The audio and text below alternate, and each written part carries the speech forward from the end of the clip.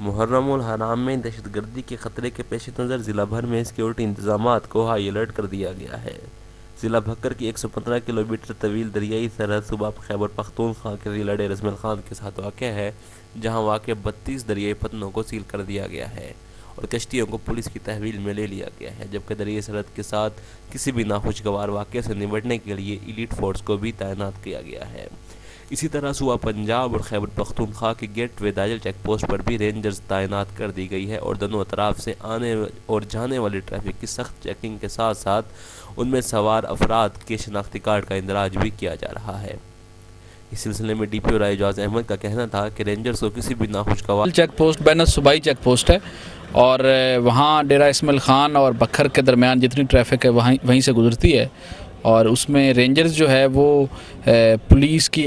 مدد کے لیے وہاں پہ تعینات ہے، تاکہ اگر کوئی خدا نخواستہ کوئی واقعہ ہو تو اس صورت میں رینجرز جو ہے وہ پولیس کی مدد کر سکے۔ Osama Khan, Dawn News, Bhakkar.